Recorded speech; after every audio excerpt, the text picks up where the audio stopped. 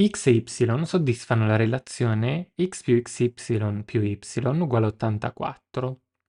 Trova quanto vale x più y, sapendo che x e y appartengono a z più.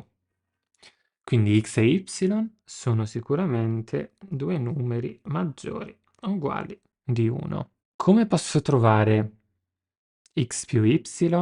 Allora, partiamo da quello che conosciamo, quindi x più xy più y uguale 84. Tra i primi due scelgo di raccogliere una x, quindi ho 1 più y più y uguale 84.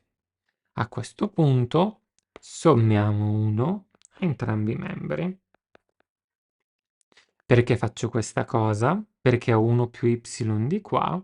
Se io avessi 1 più y anche a questo addendo, potrei fare un raccoglimento, che è esattamente quello che farò. Quindi raccolgo y più 1, per comodità invece di 1 più y scrivo y più 1, che moltiplica che cosa? Al primo ho x e al secondo ho 1, uguale 84 più 1 che è 85. Ora, se abbiamo detto che x e y sono maggiori o uguali di 1, y più 1 ed x più 1 che valore assumeranno? Y più 1 sarà maggiore o uguale di 2 e x più 1 ugualmente sarà maggiore o uguale di 2. Beh, per vederlo, se vogliamo proprio farlo analiticamente, se so che x è maggiore o uguale di 1, sommo 1 a entrambi i membri, ho x più 1 maggiore o uguale di 1 più 1, quindi x più 1 è maggiore o uguale di 2. Questo è uno dei modi che abbiamo per vederlo. Comunque, partendo da ciò, vogliamo scrivere 85 come prodotto di due numeri e questi due numeri devono essere maggiore o uguale di 0. Ok? Come facciamo? Allora, 85 lo scrivo come 5 per 17 e 17 per 5. Questa è la scomposizione in fattori primi che ci va benissimo, visto che siamo nel caso degli interi positivi. Quindi io ho due opzioni. O questo uguale a 5 e questo a 17, oppure questo uguale a 17 o questo uguale a 5. In entrambi i casi in realtà la somma non cambierà, però vediamolo. Quindi prima opzione, y più 1 uguale a 5 e x più 1 uguale a 17. Seconda opzione, y più 1 uguale a 17 ed x più 1 uguale a 5.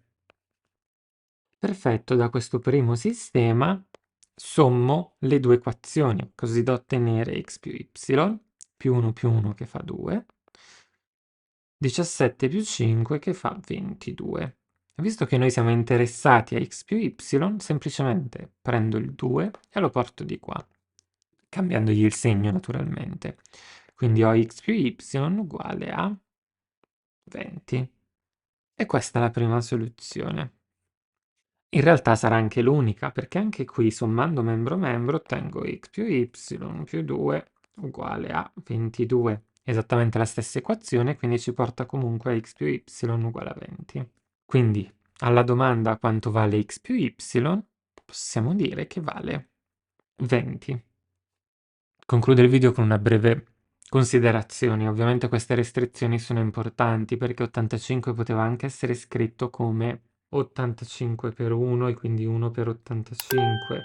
Però abbiamo detto che questo addendo qui deve essere maggiore o uguale di 2, quindi l'1 non va bene, quindi questa soluzione non ci andava bene. Ovviamente ci sono anche le soluzioni del tipo meno 17, meno 5, meno 5 per meno 17, ma sempre per lo stesso vincolo non potevamo considerarle. Ok? Quindi questa risoluzione è valida solo perché abbiamo questo vincolo, altrimenti non sarebbe sufficiente, o meglio, avremmo dovuto considerare tutti questi casi e trovare poi la somma tra x e y che sarebbe stata sicuramente diversa da 20.